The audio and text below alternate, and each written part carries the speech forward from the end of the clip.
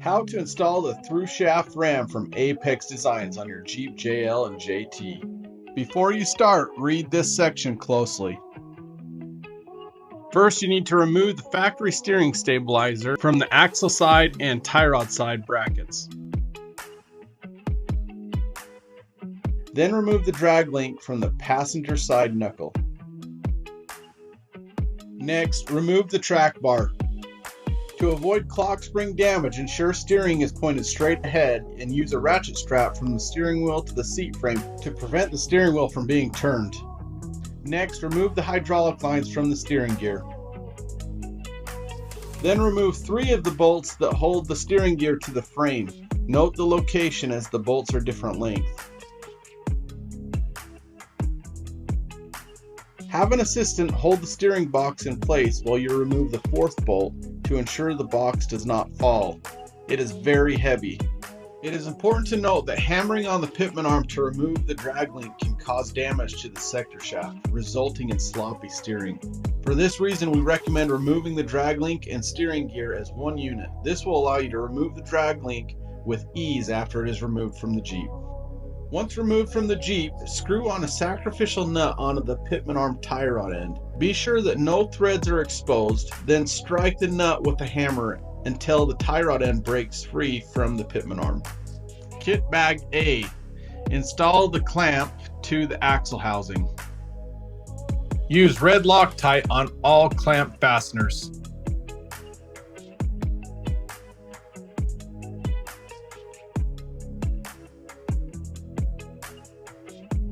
As you tighten the clamp, ensure that the gap is the same on both sides of the clamp. First torque sequence to 5 foot-pounds, then second torque sequence to 30 foot-pounds. Torque side fastener to 30 foot-pounds. Bag B. Install the through shaft ram bracket to the tie rod. Please note the 3 spacers may be moved to adjust install height of the ram. The location shown works with the factory tie rod.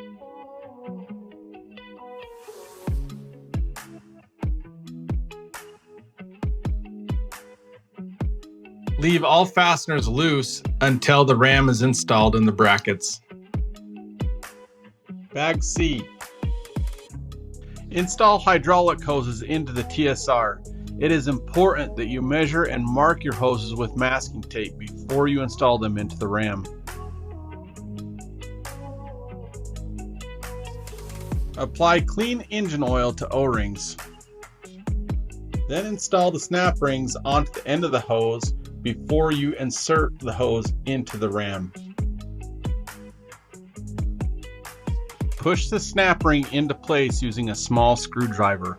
Work the snap ring from one side around to the other until it is seated into place. Pull out on the hose to ensure that the snap ring is set into place. Hose will not come out if snap ring is set. Repeat these steps for hose B.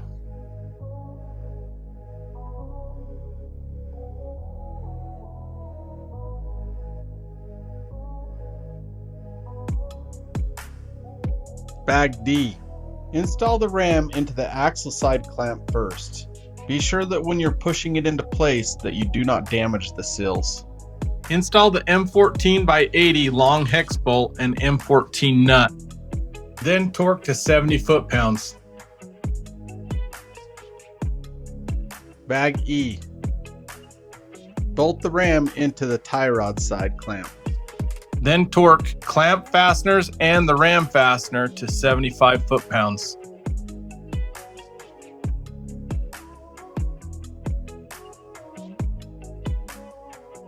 Bag F. Remove the illustrated bolts from the diff cover, then install the hose clamp brackets to the differential. Be sure the single hose mount flange is facing out and the double hose mount flange is facing in. Torque these bolts to 7 foot-pounds.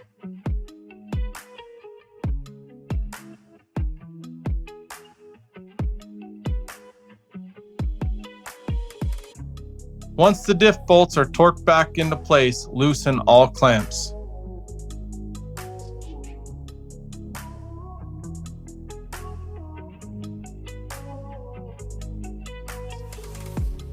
Next, install hose A to the clamps. Be sure to orient the tape to the inside of the clamp. This will ensure your hose is set in the right location so it will not rub or pinch.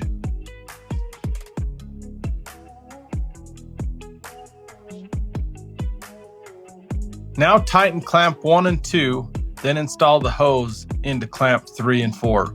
Then leave those clamps loose.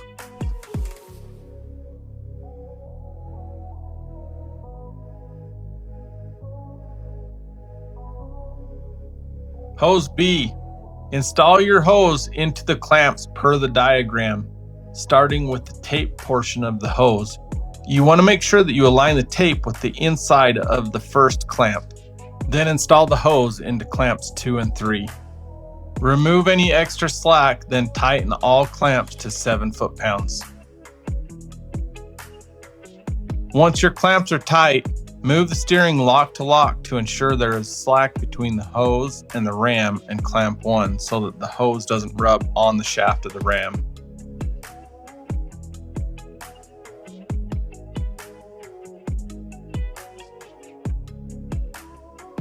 Bag G. Install the hose clamp bracket to the lower control arm bracket on the driver's side. Align these two edges. Then tighten the fastener. Install hoses to the bracket per the diagram.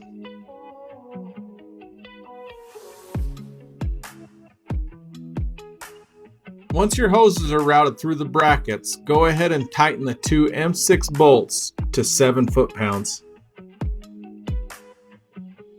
Bag H. Remove the ABS line from the mount that is connected to your brake line. Then trim these clips to make room for the new replacement clips. Snap the supplied mount on the brake line above the trimmed factory clip as shown. Then clip in the ABS wire and hoses as shown.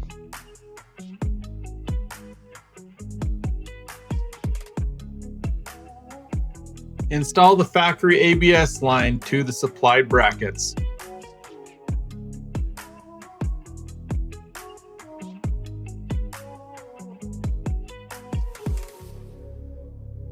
Then install 2 zip ties around the top and the bottom of each supplied bracket.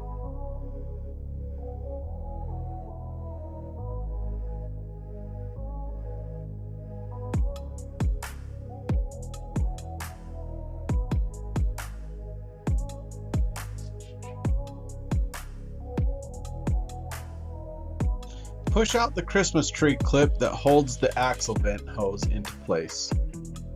Attach the next hose clamp bracket to the factory bracket with the 2 tabs up and against the bracket as shown.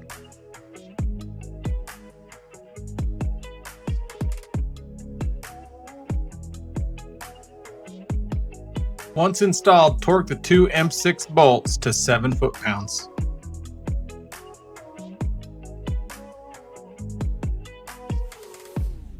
Next, install hoses to hose clamp. Torque these 2 M6 bolts to 7 foot-pounds. Then reinstall the factory ABS line to the factory bracket. Bag I. Install the frame bracket hose clamp to the existing factory hole. You'll need to drill this out to a 9mm hole and install the rivet nut as shown. Once the rivet nut and the bracket is installed on the frame, go ahead and route hose A and hose B into the clamp.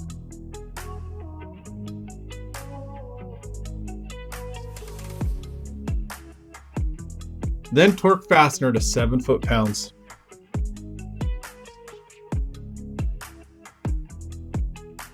Now you can attach your hoses to the steering gear per the diagram. Be sure to follow these final steps very closely. Step 1. Reinstall the track bar, then torque both bolts to 52 foot-pounds plus 115 degrees. Step 2. Reinstall the drag link at the pitman arm and torque to 77 foot-pounds. Then reinstall the knuckle side and torque to 47 foot-pounds. Step 4. Straighten the tires. Step 5. Before you reattach your steering shaft coupler back to the steering gear, make sure that your steering wheel is set at 0 degrees. You can do this by using your off-road pages on your infotainment center or center gauge cluster. If your Jeep is not equipped with this feature, you will need to take extra care to make sure your steering wheel does not turn from 0 after it has been removed from the steering gear. Step 6. Reattach the steering shaft coupler to the steering gear. Then remove the ratchet strap from the steering wheel. Step 7. With the engine turned off, fill the reservoir to the top of the reservoir. Then start the engine and let it run until the fluid drops below the low mark on the reservoir. Then turn the motor off and refill to the full line. You do not want the pump to run dry, so make sure you do this with an assistant and have them turn the motor off if the fluid reaches the bottom of the reservoir. Step 8. Once you have the fluid level equalized in the reservoir, check for leaks, then turn the tires back and forth from lock to lock while watching the fluid level, ensuring that it does not run empty. Repeat this process until the steering feels firm with no pulsing or dead spots. Add fluid as needed. And that's it. You've successfully installed the through shaft ram from Apex Designs USA.